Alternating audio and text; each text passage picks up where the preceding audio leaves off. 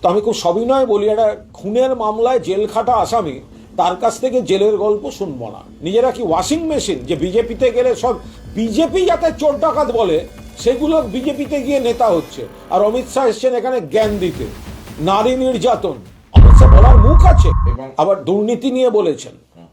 অমিত শাহ দুর্নীতি নিয়ে তৃণমূলকে আক্রমণ করেছেন এবং দুর্নীতি প্রসঙ্গে বলতে গিয়ে, জেল বাস বলতে গিয়ে তিনি সেখানে আমারও নাম করেছেন। তো আমি খুব সবিনয় বলি, একটা খুনের মামলায় জেল খাটা আসামি, তার কাছ থেকে জেলের গল্প শুনবো না।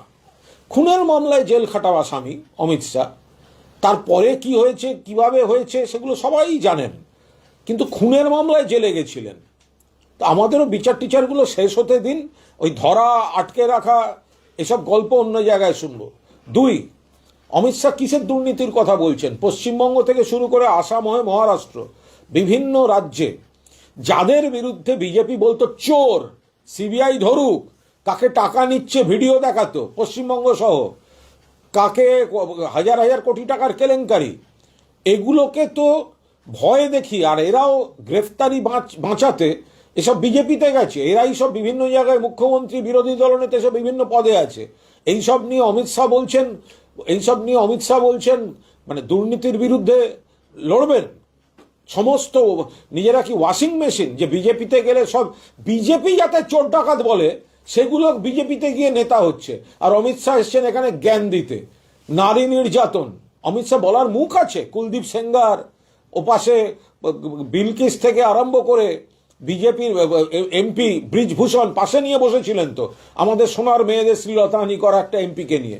তাহলে বিজেপির এমপি এমএলএ, এই সমস্তটা একটা অপশাসন দুর্নীতি আঁকড়া হচ্ছে বিজেপি। লজ্জা লাগে না অমিত শাহ? নারী নির্যাতন নিয়ে বলছেন উন্নাও, হাতরাস, প্রয়াগরাজ, বিলকিস, ওড়িশা, মণিপুর। কোথায় মুখ রাখবেন? কোথায় আপনার এমপি অমিত শাহ, আপনার এমপি ব্রিজভূষণ আমাদের কুস্তিগির সোনার মেয়েদের শ্লীলতাহানি করেছে, মেয়েরা রাস্তায় বসেছিল, তার শাস্তি চেয়ে আপনার পুলিশ দমন পীড়ন করেছে। লজ্জা করে না অমিত শাহ? আপনার পুলিশ দমন পীড়ন করেছে তাদের উপর, আপনি ওই ব্রিজভূষণদের পাশে নিয়ে বসে থাকতেন লোকসভায়, তখন কোনো ব্যবস্থা নেননি। এই কুলদীপ যেটা সেঙ্গার, বিজেপির এমএলএ, উন্নাও, নির্যাতন, নির্যাতিতার বাড়ির লোককে হত্যা করা, এই একের পর এক ঘটনা ঘটে গেছে।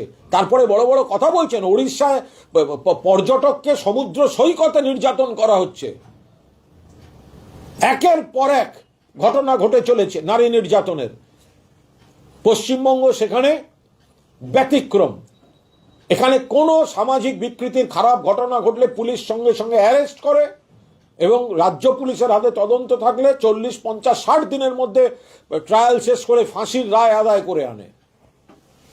বলছি, হিমন্ত বিশ্ব শর্মা আজকে বলেছেন যে অসম এবং ত্রিপুরা অনুপ্রবেশের বিরুদ্ধে এরকম লড়াই করছে, বাংলা সেখানে দরজা খুলে দিচ্ছে অনুপ্রবেশকারীদের, এবং ন্যাশনাল গ্রিড যে সম্পূর্ণ মিথ্যা কথা বলছেন, পরিপূর্ণ মিথ্যা কথা বলছেন।